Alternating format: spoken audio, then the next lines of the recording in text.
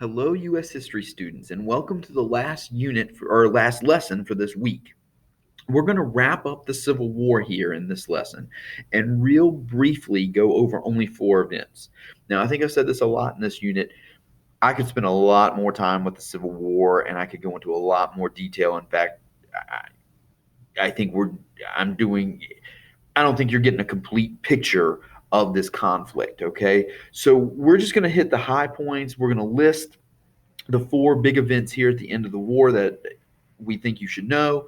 There's no notes that go along with this, okay? So just jot these down. There is a little quiz on this, so be sure you copy this lesson down. Be sure you listen as I'm talking because the information here on this slide will help you on the quiz, okay? So no notes. You got to make your own notes, but it's very, very brief here. So we're going to focus on the end of the war from 1863 to 1865.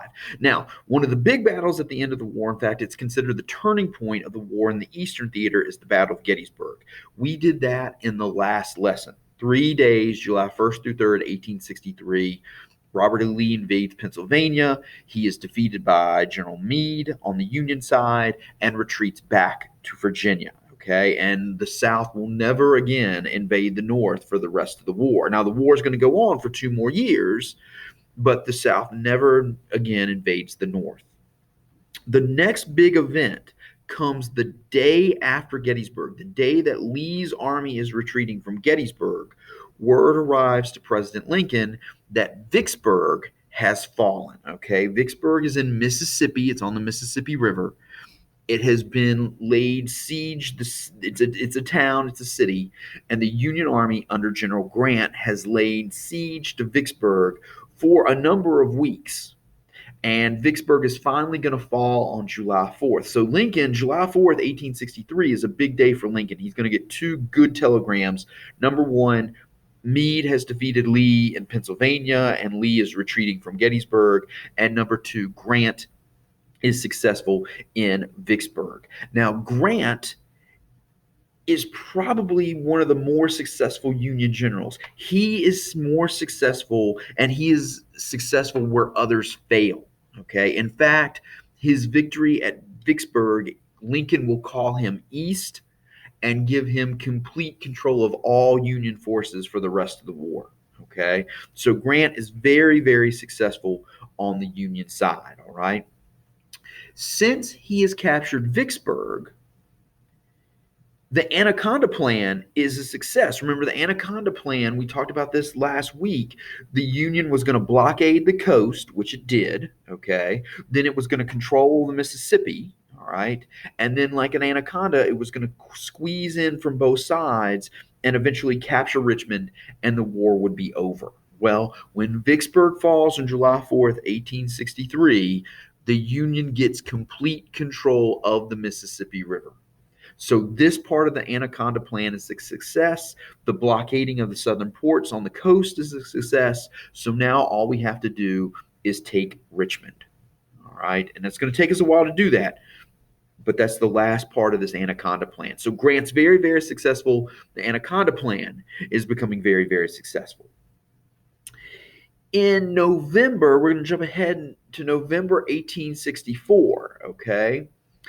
Grant sends Sherman down to Georgia, okay? And in November and December 1864, General William Sherman embarks on what is known as the March to the Sea, okay? He starts in Atlanta, and he burns Atlanta to the ground. And then he leaves Atlanta, headed for Savannah. Savannah's on the coast of Georgia. And everything in between, he's going to burn and destroy. It's called total war. All right. And both Sherman and Grant believed in total war. It is a very, very nasty tactic. But sadly, a lot of times that is what it takes to bring the enemy to the surrender table. Okay. You take the war to the civilian population. Now, you're not supposed to kill civilians, although sometimes that ends up happening. But you basically destroy everything the enemy can use against you. That's what total war is.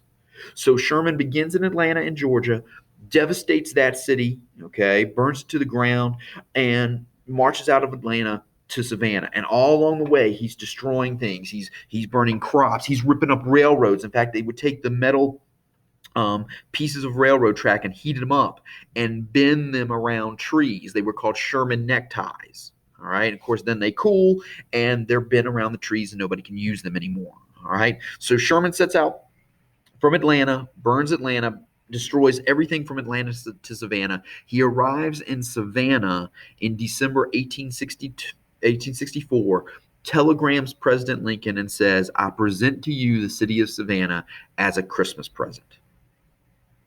And now the final piece of the Union plan can begin. Sherman is going to head from Georgia north, headed toward Richmond. Grant is coming from the west to the east, headed toward Richmond, and the goal is to surround Richmond and take the Confederate capital. That is going to happen in March, April 1865.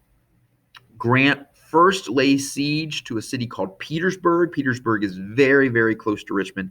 Petersburg is going to fall. I think 1864 is when he lays siege to Petersburg. Petersburg is going to fall in early 1865, and then Grant heads to Richmond. Okay, and once again, he's going to lay siege to Richmond. Richmond will eventually, the Confederate government under Jefferson Davis will eventually leave the city. They're going to head down toward Danville and possibly make a last stand at Danville. Grant enters Richmond, and Richmond is on fire. Okay, Richmond is also completely destroyed. Now, what's interesting about Richmond is the Confederates actually set fire to Richmond to prevent it from falling into Union hands and to prevent the Union from using the things in Richmond against them. Okay, so both Atlanta and Richmond, this is going to be a quiz question, both Atlanta and Richmond are completely destroyed during this course of the Civil War. Sherman burns Atlanta, the Confederates are going to burn Richmond. In fact, when Grant and the Union Army show up in Richmond, some of the citizens in Richmond are like, "Please help us put out this fire," okay, because the city is being destroyed. All right. Now, Lee was around Richmond. Lee is going to leave. He's also headed toward Danville. But before he makes it to Danville, Jefferson Davis and the Confederate government have already kind of escaped. They're heading toward Danville. Before Lee makes it to Danville, he ends up getting stopped by Grant at a little village called Appomattox Courthouse, which is between Richmond and Danville. Okay. Grant gets around Lee and basically blocks his retreat route at Appomattox. And there's a small battle in early April 1865, but on April the 9th, 1865, Lee is going to surrender to Grant at Appomattox Courthouse in Virginia, and that will be the official end of the Civil War. Now, Lee surrenders to Grant. Lee tells his Confederate army, "Go home, okay? Unite as Americans." In fact, some of the other Confederate generals, some of Lee's subordinates had approached him and said, "Hey, we can still fight. We can turn this into a guerrilla warfare. We can hook up with Jefferson Davis and the government in Danville, and we can continue to go on." And Lee said, "No, I've seen enough bloodshed, enough people have been killed. I need to surrender. Okay, it's time. We're not going to win this." So Lee surrenders. He urges his soul. Now, before he surrenders, he says, I wish I didn't have to do this, but the time has come.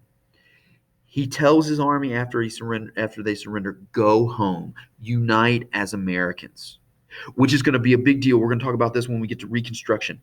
Lincoln, Grant, and Lee were all about bringing the country back together again and uniting as one. And we're going to talk about, had Lincoln survived, what would that have looked like? Okay, to have both Grant and Lee, your top generals, on the same page, to have the President of the United States on the same page. If Lincoln had survived, what would Reconstruction have looked like? Because all three of these big players were like, "Go home, unite as Americans." Okay. Now, when Lee surrenders, there are still pockets of fighting going on. There, Joseph Johnston, who's another Confederate general, he's down in South Carolina, he will surrender to Sherman.